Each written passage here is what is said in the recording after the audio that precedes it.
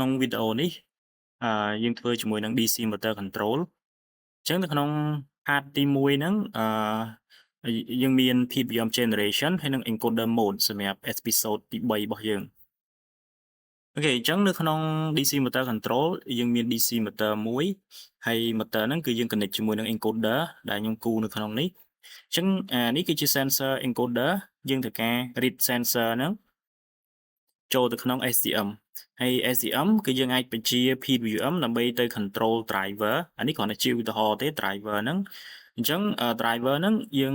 control ទៅលើ motor អញ្ចឹងអានេះគឺជា flow hardware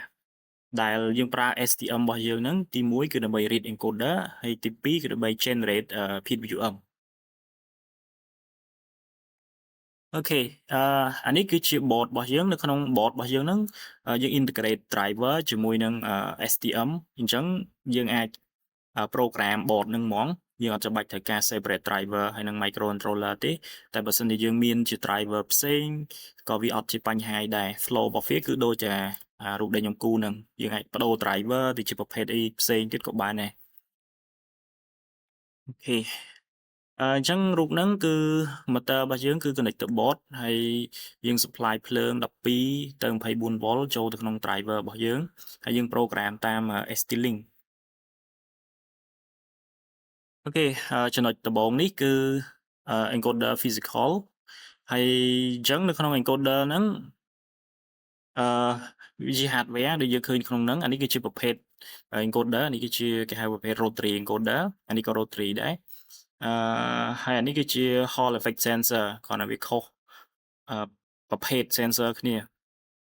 អញ្ចឹង encoder ជាទៅគឺនៅពេលដែល motor របស់យើងវិលថាសមួយនេះក៏វាវិលទៅតាមនឹងដែរអញ្ចឹងយើងមាន sensor មួយគឺ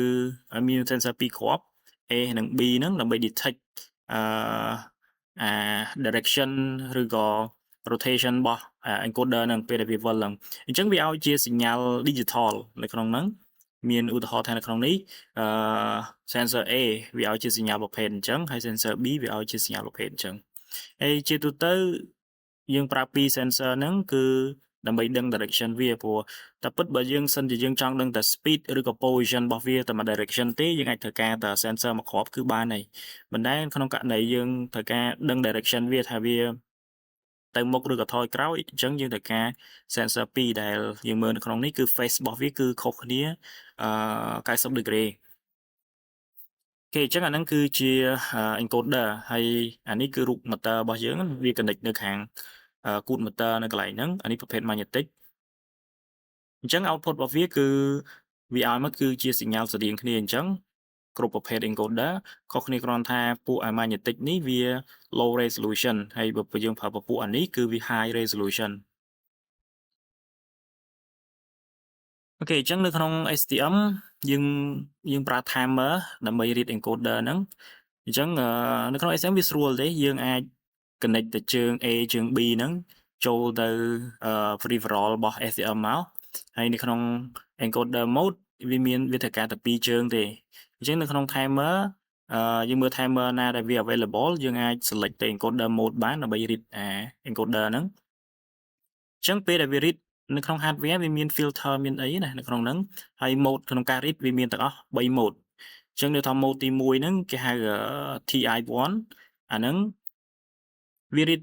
channel ទី1បន្តមកទៀតវាយក channel ទី2ហ្នឹងឬក៏ channel B ហ្នឹង channel A channel B ហ្នឹងវាយកអាមួយហើយអាមួយទៀតវាធ្វើជា direction ហើយដល់ពេល mode ទី2ហ្នឹងវាគ្រាន់តែត្រឡប់គ្នាទេអាមួយអឺ read count អាមួយទៀតគឺ direction ហើយសម្រាប់ mode ទី3ហ្នឹងគឺវា count ទាំងពីរហ្មងអញ្ចឹងmode ទី3ហ្នឹងគឺវា accurate ជាងទី1ទី2គាត់វាហើយព្រោះវា high resolution វា count ទាំងclock របស់វាហ្នឹងវា count ទាំង rising ហើយនិង falling អញ្ចឹងវាពេលយើង config timer របស់យើងទៅជា encoder mode វានឹង store ទៅក្នុងនេះ CNT នេះវាបូកឬក៏ដកអាហ្នឹងវាអាស្រ័យទៅនឹង direction របស់ encoder គឺវា built in នៅក្នុងហ្នឹងហើយ hardware ហ្នឹងណាអញ្ចឹងវាល្អដែរយើងមិនបាច់ទៅសរសេរ code interrupt ដើម្បី read ឬក៏ count PAL ហ្នឹង PAL របស់ encoder signal ហ្នឹងអញ្ចឹងវា read ចូលក្នុង hardware អញ្ចឹងយើងគ្រាន់តែ read register របស់ counter ហ្នឹងទៅគឺយើងអាចដឹង value របស់ encoder ហើយ cái đểចឹងនៅក្នុង mode ទាំង3ហ្នឹងបើយើងចង់បាន high resolution គឺយើងអាចប្រើអាក្រោមនេះបានអូខេចូលចំណុចនេះដោយសារតែនៅក្នុង SCM ខ្លះ timer របស់យើងហ្នឹងវា16 bit ទេ encoder mode ហ្នឹងវាបានត្រឹម16 bit អាខ្លះក៏វាដល់32ដែរអញ្ចឹងបើករណីវា32ប៉ុន្តែ32ហ្នឹងក៏វាតម្លៃរបស់វាហ្នឹងក៏ unsigned ដែរវា count ពី0ទៅ2សេគុណ32អញ្ចឹងទៅដក1តែសម្រាប់ timer ខ្លះវាមានតែ16 bit ទេអញ្ចឹងតម្លៃរបស់វា unsigned វា count ពី0ទៅ2ស្វ័យគុណ16ដក1អញ្ចឹងវាបាន 65535 នេះអញ្ចឹងបើសិនជាយើងមើលក្រាបណាឧទាហរណ៍ថា motor របស់យើងវិលទៅមុខអញ្ចឹង encoder របស់យើងវា count ពី0អញ្ចឹងឡើងទៅដល់តម្លៃប៉ុណ្ណឹងគឺវា reset មកវិញហើយកន្លែងហ្នឹងណាហើយវា count ទៅវា reset រហូតអញ្ចឹង value របស់យើងវាមានតែនៅក្នុងចន្លោះហ្នឹងឯងអញ្ចឹងនៅក្នុងចំណុចហ្នឹងគឺយើង convert ពី16 bit ទៅ integer 32 bit អញ្ចឹងមានថាយើងត្រូវការ store rank ហ្នឹងពីដកតម្លៃ anon តែពិតយើងចង់បានដក anon ទៅលើបូក anon ប៉ុន្តែយើងគិតថា32 bit integer ហ្នឹងគឺវាគ្រប់ហើយព្រោះ rank របស់វានៅក្នុងចន្លោះនេះប្រហែលនេះអញ្ចឹងយើងគិតថាវាវិលគឺវាអត់ផុត rank ហ្នឹងទេវាអាចថាវាវិលប្រហែលនេះបើសិនជាយើងចង់គណនាថាវាវិលប្រហែលជុំដើម្បីផុតតម្លៃហ្នឹងហើយយើងចង់ store តម្លៃហ្នឹងឲ្យធំទៀតអញ្ចឹងយើងអាចតាំងវា64 bit ទៅប៉ុន្តែខ្ញុំគិតថាតម្លៃហ្នឹងគឺវាអូខេហើយយើងអាចគ្រាន់តែ convert វាទៅ32 bit integer មកអញ្ចឹងក្នុងការ convert អានេះគឺជា algorithm អញ្ចឹងយើងត្រូវការ detect ថាពេលណាដែលវា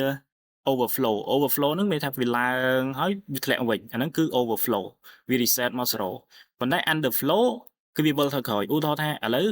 វា start ចេញពីកន្លែងនេះចុះអញ្ចឹងវាវិលទៅក្រោយតម្លៃហ្នឹងគឺវាថយវា reset មកតម្លៃនេះវិញខ្ពស់ជាងគេវិញអាហ្នឹងគឺ underflow អញ្ចឹងយើងត្រូវការតាំងតម្លៃយើងត្រូវការ detect អាកន្លែងហ្នឹងដើម្បីយើងយកអា32 bit value ហ្នឹងបូកថែមថយគ្នាអញ្ចឹងទៅអញ្ចឹងនៅក្នុងនេះអានេះគឺជា algorithm យើងអាចមើលនៅក្នុងហ្នឹងមកអញ្ចឹងយើងតាំង data U16 bit ហ្នឹងស្មើទៅនឹង unsigned current value ដកឲ្យ previous value អាហ្នឹងគឺដើម្បី detect ដឹងថាពីព្រោះ current value គឺជា current value នៅត្រង់ current time ដែលយើង read ចេញពី encoder ហ្នឹងអញ្ចឹងបើយើងធៀបគ្នាឧទាហរណ៍ថា encoder យើងcurrent time របស់យើងនៅកន្លែងនេះហើយ previous value វានៅកន្លែងនេះអញ្ចឹងបើសិនជាវានៅកន្លែងនេះ next current value របស់វានៅកន្លែងនេះអញ្ចឹងមានន័យថាវាដដែលទេ encoder ហ្នឹងគឺវាអត់ reset ទេតែឧទាហរណ៍ថាអានេះ previous value ស្រាប់តែពេលយើង read current វាធ្លាក់មកដល់កន្លែងនេះអញ្ចឹងយើងគិតថាយើងត្រូវយកអានេះមកបូកបន្តនេះពីលើទៅទៀតអូខេឬក៏នៅក្នុងនេះគឺខ្ញុំ detect ខ្ញុំ count ចំនួនហ្នឹងអា slot វានឹងនេះខ្ញុំតាំងវា slot 1 slot 2ហ្នឹងយើងអាច count អាហ្នឹងបានហើយ count ហើយចុងក្រោយយើងសរសេររូបមន្តនេះមួយដែល32 bit ហ្នឹងគឺស្មើនឹង n ហ្នឹងគុណនឹងតម្លៃ16អានេះគឺខុសបន្តិចណាអានេះលេខ5ទេហើយអានេះគឺដកអានេះមិនមែន3000ទេនេះគឺ30000ព្រោះយើង detect វាកុំឲ្យវាមានន័យថាវា change មកកន្លែងនេះហ្នឹងកុំឲ្យវាធំពេកអញ្ចឹងយើងរើសក្នុងតម្លៃមួយហើយអានេះក៏ជា algorithm ទេតែនៅក្នុង code ខ្ញុំប្រើខុសពីនឹងតិចចាំខ្ញុំបង្ហាញយើងណាទៅpart ទី2ថាយើងទៅសេ code វាមិនអូខេចូលចំណុចបន្តទៀត PWM generation អានេះក៏យើងអាចប្រើ timer ទេនិយាយទៅ timer នៅក្នុង SCM យើងប្រើ function បានច្រើនណាស់យើងចង់ប្រើវាជា counter ដើម្បី count ឧទាហរណ៍យើងមានបេតុងមួយយើងចុចទៅវារាប់ប្រមាណអញ្ចឹងទៅណាឬក៏យើងដូចប្រើ encoder mode វិញហ្នឹងគឺវាមាន encoder mode វា combine channel 2ហ្នឹងដើម្បី count ឲ្យយើងហ្មងហើយយើងអាចប្រើវាដើម្បី generate sampling time interrupt ហ្នឹងដើម្បីធ្វើ control system របស់យើងក៏យើងអាចប្រើ timer បានដែរឬក៏នៅក្នុងចំណុចនេះ PWM ក៏យើងប្រើ timer ដែរអញ្ចឹងវារូបមន្តរបស់វាគឺដូចគ្នាទេយើងមាន frequency output គឺស្មើទៅនឹង frequency clock ចែកឲ្យ auto reload បូក1គុណនឹង prescaler បូក1អញ្ចឹងនៅក្នុង PWM auto reload ហ្នឹងគឺជា resolution របស់ PWM របស់យើងឧទាហរណ៍ថាខ្ញុំព្រោះ PWM គឺយើងសេរីវាគឺយើងសេរីជា duty cycle អញ្ចឹងឧទាហរណ៍ពី0ទៅ100%ហើយយើងមាន input motor របស់យើងហ្នឹងគឺ12 volt អញ្ចឹងយើងអាច adjust 12 volt ហ្នឹងដល់យើង adjust ទៅលើ duty cycle ពី0ទៅ100អញ្ចឹងនៅក្នុងនេះគឺយើងអាច select resolution របស់វាបានដូចថតថាខ្ញុំ select ពី0 ទៅ 100 អញ្ចឹងអាហ្នឹងខ្ញុំយក ARR គឺ auto reload របស់វាអញ្ចឹងឧទាហរណ៍ខ្ញុំដាក់ 50 មានន័យថាខ្ញុំ generate PWM របស់ខ្ញុំ 50% T on បើខ្ញុំដាក់ 70 មានន័យថា70% នៃ ARR ហ្នឹងអញ្ចឹងកន្លែងដែលយើង control គឺយើងត្រូវទៅការកន្លែងនេះ CCR1 ហ្នឹងមានថា channel ទី1 PWM channel ទី1 CCR2 ហ្នឹងគឺ PWM channel ទី2អញ្ចឹងតម្លៃដែលយើង set គឺនៅក្នុងចន្លោះ ARR ហ្នឹងពី0ទៅ ARR ហ្នឹងអញ្ចឹងបើសិនជាយើងដាក់អាហ្នឹង50គឺវាចេញមក 50% បើយើងដាក់70វាចេញ 70% ព្រោះយើង select អានេះស្មើ100មកបើយើងចង់ការហ្នឹងដាក់1000ក៏បានដែរមានថាយើងអាចសេរី rank របស់វាពី0ទៅ1000មានន័យថា duty cycle ពី0ទៅ100អញ្ចឹងខ្ញុំ select យកអាហ្នឹងប៉ុណ្ណឹងហើយសម្រាប់ motor របស់យើង driver របស់យើងអាចរើសចន្លោះពី7 kW ទៅ20 kW អីបានក្នុងចន្លោះហ្នឹងគឺវាអូខេសម្រាប់driver របស់យើងណាអញ្ចឹងនៅក្នុងករណីនេះគឺខ្ញុំយកប្រហែល10 kW អញ្ចឹងដើម្បីបាន10 kW ខ្ញុំត្រូវ set free scaler របស់ខ្ញុំប្រហែល70អញ្ចឹងណាយើងអាច change តម្លៃនឹងបានហើយយើងអាចជំនួសចូលទៅហើយចង់ដឹងថា output របស់យើងបានប៉ុន្មាន kW អញ្ចឹងយើងមិនបាច់យក10 kW គត់ហ្មងក៏បានដែរយើងវាខុសតិចតួចក៏វាមិនទៅជាបញ្ហាទេអញ្ចឹងខ្ញុំ select PSC ហ្នឹងស្មើ70មកហើយយើងប្រើរូបមន្តមកយើងយក72 MHz ចែក71គុណនឹង101មកវាប្រហែល10 kW វាខុសតិចតួចនៅសល់កតុយដូចជា40 W អញ្ចឹងមានន័យថា output របស់យើងបើសិនជាយើងដាក់តម្លៃ auto reload 100 prescaler 70ហ្នឹងវាប្រហែល10 kW អាហ្នឹង frequency របស់ PWM របស់យើងអូខេទៅចំណុចបន្តទៀតអា driver របស់យើងហ្នឹងយើងប្រើពួក BTN ខ្ញុំដាក់រូបខាងដំបូងណានេះBTS 7960ហ្នឹងគឺ concept របស់វា concept control របស់វាគឺវាអញ្ចឹងដោយសារវាប្រើ concept hybrid ហើយបើសិនជាយើងប្រើ driver ផ្សេងអាហ្នឹងយើងមើលលក្ខខណ្ឌ driver ហ្នឹងទៅមើល data sheet របស់វាតើ driver ហ្នឹងគេ control របៀបម៉េចអញ្ចឹងអានេះខ្ញុំនិយាយពី concept របស់ driver ហ្នឹងអញ្ចឹង driver ហ្នឹងវាជា hybrid មានន័យថា connection របស់វាដូចអក្សរ H អញ្ចឹងបើយើងមើលណាវាអក្សរ hash អញ្ចឹងអញ្ចឹងនៅក្នុងនេះdriver ហ្នឹងវាមានមួយ hybrid មួយជាហៀងខាងនេះគឺ hybrid ហើយមួយជាហៀងខាងនេះគឺ hybrid មួយទៀតអញ្ចឹងនៅក្នុងមួយជាហៀងហ្នឹងមានន័យថាចេះបើសិនជាខ្ញុំឲ្យ PWM របស់ខ្ញុំមួយមានន័យថាអាខាងលើនេះ high មានថាវាភ្ជាប់អញ្ចឹងបើខ្ញុំឲ្យនឹង1វាភ្ជាប់អាក្រោមនេះចំហតែបើសិនជាខ្ញុំឲ្យនឹង0អញ្ចឹងអានេះចំហអានេះជាប់វិញអញ្ចឹងគឺវាឆ្លាស់គ្នារហូតអញ្ចឹង VCC មួយ ground នេះគឺវាអាចជាប់គ្នាកើតទេដោយសារតែ switch ក្នុងហ្នឹងវា ធ្វើ connection មកគឺវាឲ្យប្រច្រាស់គ្នាបើនេះបិទអានេះបើកអានេះបិទអានេះបើកអញ្ចឹងអា switch ខាងលើនេះគឺវា follow ទៅតាម PWM របស់យើងអូខេអញ្ចឹងឧទាហរណ៍ថាអានេះគឺសម្រាប់មួយជាហៀងទៀតអានេះគឺខ្ញុំបញ្ចូល PWM មួយគឺវាដូចគ្នាទេគ្រាន់តែមួយប្រច្រាស់មួយបដោយតែអញ្ចឹងឧទាហរណ៍ថាខ្ញុំបញ្ជាខាងនេះមក block ខាងនេះខ្ញុំឲ្យនេះ0បើសិនជាឲ្យនេះ0មានន័យថាអានេះជាប់អានេះខាងក្រោមនេះជាប់ហើយនេះចំហអញ្ចឹងវាត្រូវជាប់ loop នេះហើយបើខ្ញុំឲ្យ PWM 2នឹង0ណាអញ្ចឹងមានថាវានៅក្នុង loop នេះអានេះគឺចំហខាងលើនេះគឺចំហ2ចោលនៅក្នុង loop ហ្នឹងអញ្ចឹងមានន័យថាក្នុងករណីហ្នឹងគឺ break mode គឺវាអត់មាន movement ទេទាំងអស់ motor របស់យើងវាគ្រាន់តែ connect loop មួយ connect ខាងបូកទៅខាងដកអញ្ចឹងបើសិនជាខ្ញុំឲ្យមួយវិញគឺវាផ្ទុយគ្នាមានន័យថាអានេះបិទអានេះជាប់អានេះឥឡូវវាចំហហ្នឹងវាទៅជាប់ខាងលើវិញអញ្ចឹងករណីហ្នឹងគឺដូចគ្នាដដែលគឺវា break ដូចគ្នាតែបើសិនជាខ្ញុំឲ្យអានេះគឺ PWM ហើយអានេះ0អញ្ចឹងមានន័យថាអាខាងនេះគឺជាប់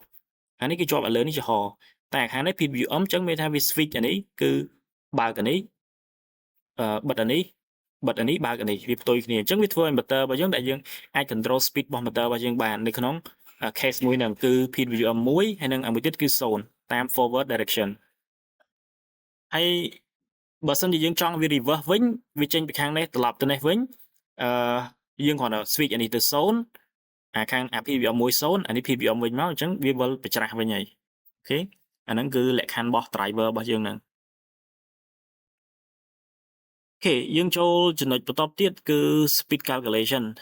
មិញពេលយើង count encoder បាន32 bit មកយើងត្រូវការគណនា speed របស់វា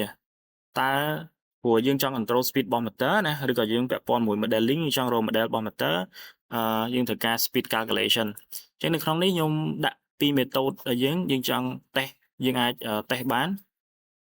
ចឹងនៅក្នុង method ទី1នេះគឺអានេះគឺជាblock diagram អញ្ចឹងយើងមាន input របស់យើងគឺជា angle ហើយយើង derive មកយើងបាន omega នេះទេគឺយើងឃើញសមីការប៉ុណ្នេះតែអាខាងនេះយើងមាន data នេះទេវា derive មកវាត្រូវបាន omega ឡើងនេះហើយប៉ុន្តែខ្ញុំដាក់ low pass filter មួយទៀតសិនឆ្លងកាត់ low pass filter ដែលមានអានេះតូ D នេះគឺជា time constant របស់ low pass filter ហើយវាចេញមកបានវា omega ទេព្រោះយើង sensor របស់យើងវាអាចមាន noise អញ្ចឹងណាពួកអា Hall effect sensor ហ្នឹងវា noise វារៀង noise ដែរអូខេអញ្ចឹងអានេះគឺវា continuous time អានេះគឺ continuous time ដូចគ្នាអញ្ចឹងពេលប្របែកទៅ discrete អានេះខ្ញុំប្របែកខ្ញុំប្រើ backward approximation អញ្ចឹងនៅក្នុង backward ហ្នឹងយើងបាន omega n គឺស្មើនឹង current data ដកឲ្យ previous value ចែកនឹង data t ហ្នឹងគឺ derivative រូបមន្តរបស់ derivative ហ្នឹងគឺ backward ហើយអានេះគឺខ្ញុំអត់ប្រើ backward ទេតែបើយើងចង់សាក backward ក៏បានដែរតែក្នុងករណីនេះគឺខ្ញុំប្រើ bilinear approximation អញ្ចឹងអា bilinear approximation ហ្នឹងវាជា second order វារៀងញញ៉ៃតិចអញ្ចឹងពេលប្របែកមកវាមាន form របស់វាគឺប៉ុណ្្នឹងអានេះយើងចង់នេះយើងអាច check មើលYouTube ឬក៏មើលឯកសារផ្សេងទៀតតើវាប្របែកយ៉ាងម៉េចអញ្ចឹងនៅក្នុងវីដេអូនេះខ្ញុំអត់បញ្យល់ក្នុងការប្របែកអាហ្នឹងទេយើងអាចយករូបមន្តហ្នឹងទៅប្រើបានអូខេអញ្ចឹងអានេះគឺ flow ដែលយើងអាច implement ចូលទៅក្នុង hardware អញ្ចឹងនៅក្នុងចំណុចទី1ហ្នឹងចំណុចទី1គឺយើងត្រូវ generate sampling time របស់យើងសិនព្រោះនៅក្នុង control system យើងត្រូវការ sampling time មួយច្បាស់លាស់អញ្ចឹងណាអញ្ចឹង sampling time របស់យើងអាចប្រើ5 millisecond អានេះគឺយើងប្រើ timer មួយទៀតអាហ្នឹងនៅក្នុង digital video episode ទី2ឬក៏ទី3ហ្នឹងហើយអញ្ចឹងយើងអាចប្រើ timer generate sampling time ហ្នឹង timer interrupt ហ្នឹងតមកទៀតយើងអាច check វាថា timer របស់យើងដើរនៅព្រោះជួនកាលបើសិនជាយើងសរសេរយើង program ទាំងអស់មកចប់សិនហើយយើងអង្គុយ check វាអាចយើងអត់ដឹងថាវាខុសកន្លែងណាអញ្ចឹងយើងអាចដំបូងយើង test មួយសិនដំបូងយើង generate សិនថាហ្នឹងដើរអត់អញ្ចឹងយើងចង់ដឹងថា function timer interrupt របស់យើងដើរអត់យើងអាច check មើលតម្លៃណាមួយនៅក្នុងហ្នឹងទៅឧទាហរណ៍ក្នុងនេះខ្ញុំ check មើល parameter n ស្មើ n + 1អញ្ចឹងទៅចង់ដឹងថាតម្លៃហ្នឹងវា increase អត់យើងអាចមើលនៅក្នុង line expression ហើយបន្តមកទៀតចាំយើង test encoder ម្ដងយើងអាច test encoder ក៏បានយើងអាច test PWM control motor សិនក៏បានដែរអាពីរហ្នឹងយើង test អាណាមុនក៏បានដែរហើយដល់ពេលយើង test អាណាចប់ state មួយហើយយើងចាប់ដើម test អា state ទី4ហ្នឹងគឺ speed calculation នឹងទៅគណនា speed ថាវាត្រូវអត់អញ្ចឹងអាហ្នឹងគឺ flow ក្នុងការធ្វើ hardware បើមិនជាយើងធ្វើម្ដងទាំងអស់វាអាចថាយើងពិបាកក្នុងការ debug ថាវាខុសកន្លែងណាព្រោះ program ជួនកាលខុសតែកន្លែងយើង define data type របស់វាហ្នឹងក៏វាមាន problem ដែរអញ្ចឹងអានេះគឺជា flow របស់យើងមាន4ចំណុចហ្នឹងអញ្ចឹងយើងធ្វើតាម flow ហ្នឹងមកហើយសម្រាប់ code ខ្ញុំតិចទៀតខ្ញុំបង្ហាញ code យើងប៉ុន្តែ code ហ្នឹងខ្ញុំសរសេរខ្ញុំ test ឲ្យទាំងអស់ហើយមែនតើខ្ញុំ test ក៏វា error ដែរអញ្ចឹងយើងព្យាយាម check មើល error របស់យើងណាតើវាមាន problem កន្លែងណាឧទាហរណ៍ថា PWM របស់យើងវាត្រូវអត់ហើយ read encoder វាត្រូវអត់ function យើងសរសេរហ្នឹងវាត្រូវអត់ហើយ generate timer ហ្នឹងវាត្រូវអត់អញ្ចឹងនៅក្នុងនេះខ្ញុំបង្ហាញ final code របស់ខ្ញុំហ្មងអូខេអញ្ចឹងយើងមាន4ចំណុចហ្នឹងណាអូខេអញ្ចឹងអានេះគឺ main file របស់ខ្ញុំទាំងអស់ប៉ុន្តែខ្ញុំបញ្យល់យើងប្រាប់យើងពីរបៀប config សិនអញ្ចឹងខ្ញុំ config ខ្ញុំបើកអា file មួយនេះ mx នេះអូខេអញ្ចឹងក្នុងការ config ដំបូងយើងចូលទៅកន្លែង system ហើយបន្តមកទៀតយើងចូលទៅកន្លែង RCC យើង select crystal អានឹងទី1ទេទី2យើងចូល system យើង select serial wire ដោយសារយើងប្រើ ST-Link បន្តមកទៀតយើងចូលទៅ clock យើង select កន្លែងនេះគឺ high speed external clock យើង select អានេះហើយយើងចុច enable អានេះមកអានឹងក្នុងករណីថា clock អានេះវាមានបញ្ហាវាអាចប្រើជាមួយ internal clock បានអានឹងយើង enable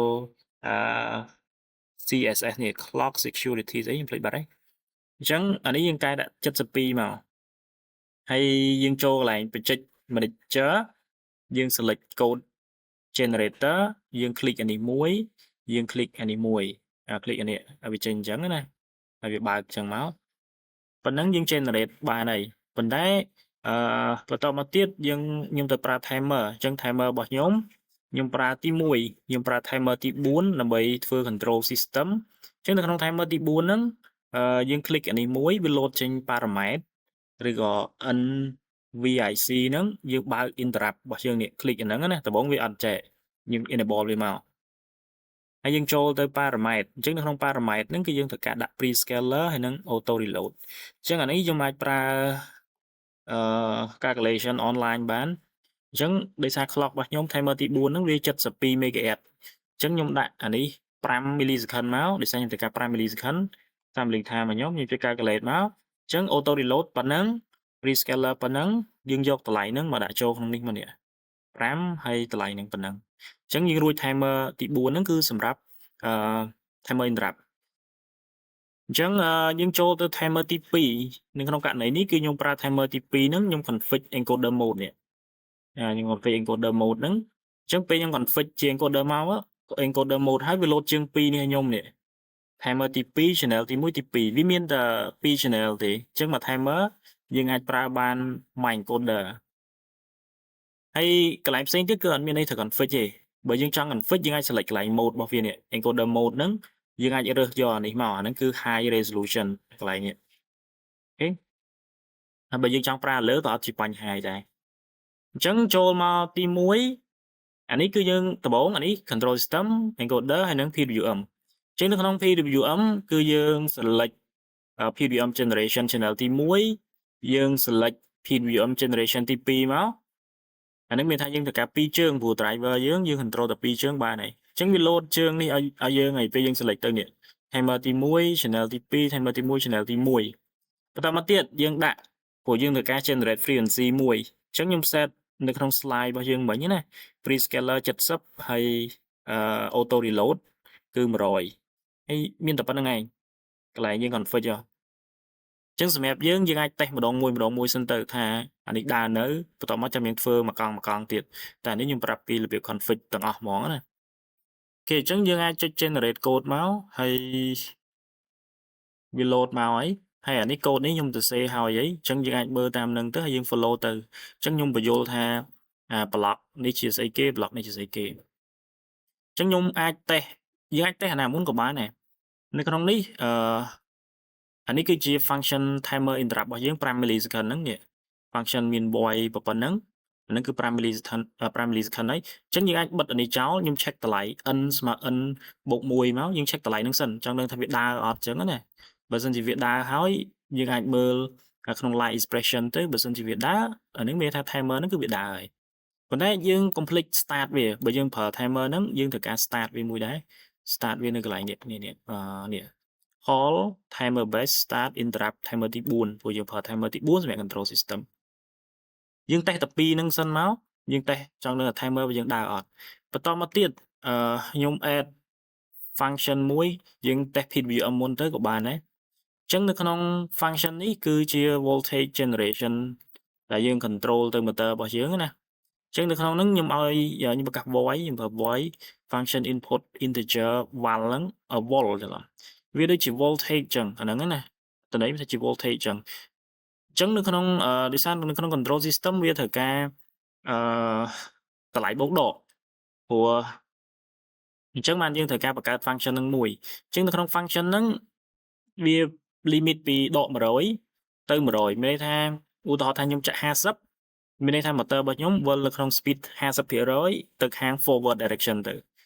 វិលទៅខាង clockwise អញ្ចឹងទៅបើខ្ញុំចាក់ដក50វា speed របស់វាដូចគ្នាប៉ុន្តែវាវិលប្រច្រាស់វិញអញ្ចឹងយើងបង្កើត function ហ្នឹងហើយអាពី if នេះគឺយើង limit វាកុំឲ្យវាលើស100ព្រោះតែកាលណាវាលើស100វាហួសវា reset មកតម្លៃរបស់យើងប្រច្រាស់មកវិញហើយព្រោះដោយសារfunction ព្រោះ register នៅក្នុង auto នៅក្នុង or CCR មួយហ្នឹងគឺវា unsigned អញ្ចឹងវានឹងចេញប្រច្រាស់មកវិញហើយអញ្ចឹងវា control ត្រូវហើយអញ្ចឹងយើងត្រូវការ limit វាពីដក100ទៅ100អញ្ចឹងបើសិនជាវាធំជាង100យើងឲ្យវាស្មើ100បើវាតូចជាងដក100យើងឲ្យស្មើដក100គឺ limit វាប៉ុណ្ណឹងអញ្ចឹងតម្លៃហ្នឹងគឺវានៅក្នុងចន្លោះហ្នឹងហើយអញ្ចឹងដល់ពេលវាចប់ check អាពីរហ្នឹងយើងចូលទៅ control ហើយនឹង direction វិញអញ្ចឹងនៅក្នុងនេះយើងប្រើ if បើសិនជា voltage យើងធំជាង0អញ្ចឹងយើងឲ្យវា will direction អញ្ចឹងលក្ខខណ្ឌ driver របស់យើងមានន័យថាជើងមួយគឺយើងឲ្យ channel ទី1គឺ PWM អានេះគឺជាតម្លៃ PWM ចេញពី volt ហ្នឹង ចឹងឧទាហរណ៍យើងចាក់70អានេះចូលមក70មានន័យថា70%អានេះ0អញ្ចឹងមានន័យថាdriver របស់យើងវិលទៅខាងណាហើយឧទាហរណ៍ខាងនេះចុះអញ្ចឹង L បើសិនជាវាតូចជាង0នៃព្រោះនេះវាធំជាង0នៃវាធំជាង0មានថាវាចន្លោះពី0ទៅ100អញ្ចឹងបើវាក្រៅពីហ្នឹងអឺយើងឲ្យវាអាខាងលើមិញ0វិញអាខាងក្រោមនេះដកវិញ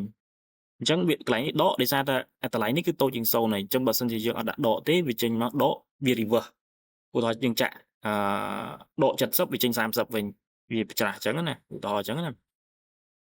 តែកន្លែងនេះគឺយើងដាក់ដកមកចឹងដកបាក់ដកវាចេញបូកហើយអញ្ចឹងវាស្មើនឹងតម្លៃ voltage ដដែលទេអញ្ចឹងអាហ្នឹងគឺ function យើង generate voltage control ទៅ motor របស់យើងណាដែលយើងមាន direction ដោយ sign integer នេះហ្មងអូខេហើយតម្លៃដែលយើងចាក់នេះអានេះ timer ទី1CCR 1 channel ទី1 CCR 2 channel ទី2អាហ្នឹងគឺស្រួលទេក្នុងSCM ហើយចូលចំណុចបន្តទៀតគឺយើង convert ប៉ុន្តែក្នុងចំណុចនេះយើងកុំភ្លេច timer start ព្រោះយើងការ PWM អញ្ចឹងនេះគឺ function នេះ start ឡើងនេះយើងត្រូវការ start បើសិនជាយើងអត់ start ទេគឺវាអត់ដើរទេកន្លែងហ្នឹងណាអញ្ចឹង channel ទី1ហើយកន្លែងនេះខ្ញុំភ្លេចបញ្ជាក់កន្លែងនេះអានេះគឺ driver របស់យើងហ្នឹងសម្រាប់function មួយនេះdriver នេះវាមានជើង enable មួយអញ្ចឹងជើង enable ហ្នឹងយើងត្រូវឲ្យវា high ហើយជើង enable ហ្នឹងយើងអាចមើលនៅលើ board របស់យើងណាជាការ driver ខ្លះវាអត់មានទេយើងអាច control វាដោយតែ PWM ហ្មងបានប៉ុន្តែ driver ខ្លះវាឲ្យយើង enable មានន័យថាបើសិនជាយើងឲ្យវា0 board របស់យើងគឺអត់ដើរហ្មងយើង control មិនគឺវាអត់ដើរដែរតែបើសិនជាយើងចង់វាដំណើរការគឺយើងឲ្យវា1អញ្ចឹងបាននៅកន្លែងហ្នឹងខ្ញុំដាក់ GPIO 1នេះហើយអានេះយើង start PWM របស់យើងមកអញ្ចឹងរាល់ timer យើងត្រូវការ start ទាំងអស់យើងអត់អាចប្រើ direct កើតទេ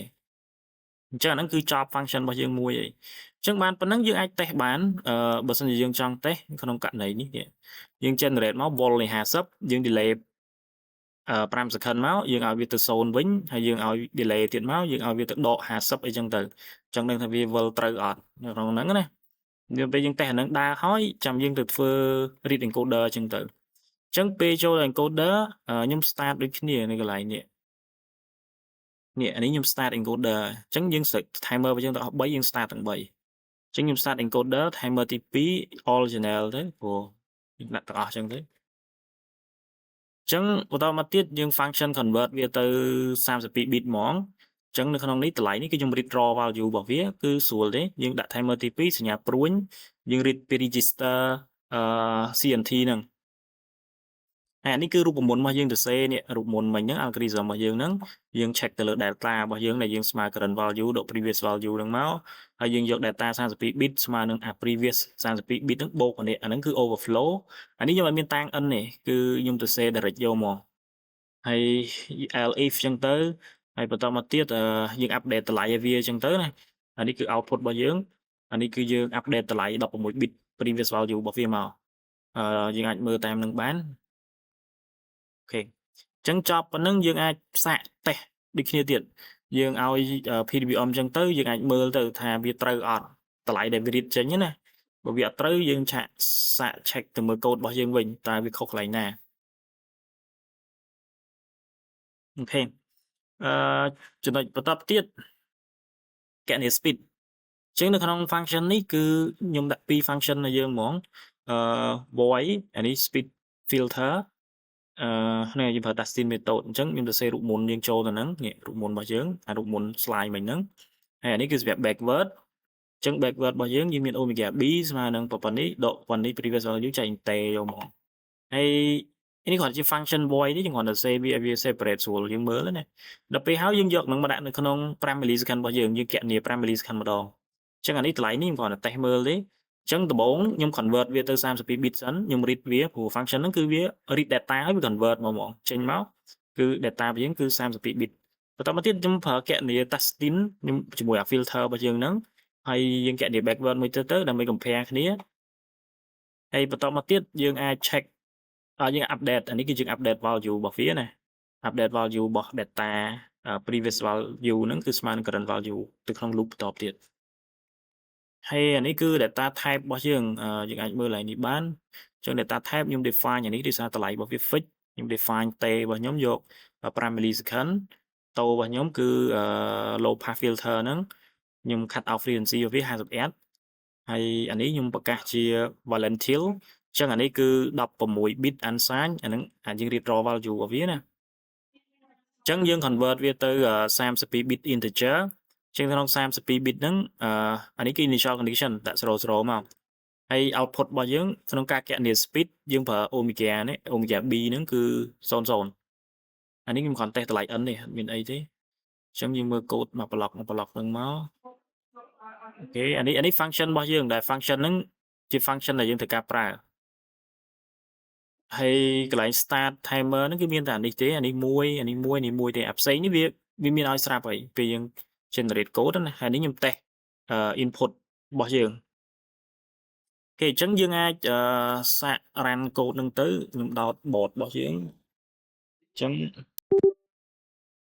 យើងអាចយើង check មើលតម្លៃជាមួយ debug ក៏បានដែរយើងមើលក្នុង cube monitor ក៏បានដែរឥឡូវខ្ញុំមើលនៅក្នុង cube monitor ត្មងចង់ដឹងថាតម្លៃរបស់យើងហ្នឹងវាត្រូវអត់អញ្ចឹងណា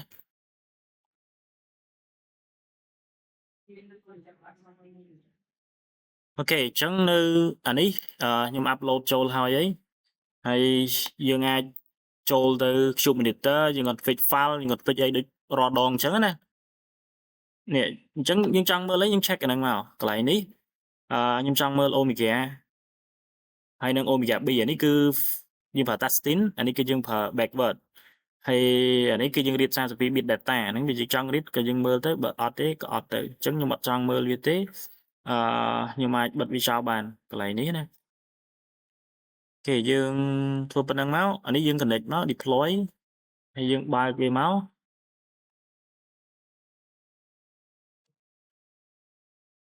អូខេអញ្ចឹង motor របស់យើងវាវិលហើយយើងឮសលេង motor ណាអញ្ចឹងខ្ញុំឲ្យវាវិល5 second ហើយវាឈប់មក0.5 second អានេះវាឈប់0ហើយវាធ្លាក់ទៅដកវិញអញ្ចឹងអាពណ៌នេះគឺអាពណ៌នេះអានេះគឺយើងប្រើ backward អានេះយើងប្រើ Tastin យើងឃើញថាវាមានខុសគ្នាខ្លាំងដោយសារតែនេះវាកាត់ noise បានច្រើន noise វាសឹងតែល្អជាងfolk backward ណាប៉ុន្តែក៏វា response វាក៏វារៀង slow ជាងអាហ្នឹងដែរយើងឃើញវាបាត់ noise ច្រើននៅកន្លែងហ្នឹង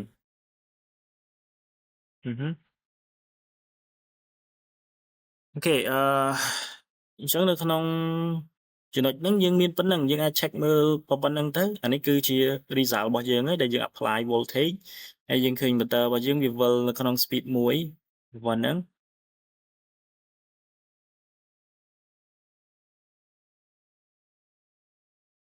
អូខេអានេះយើង Tastin ហើយអានេះ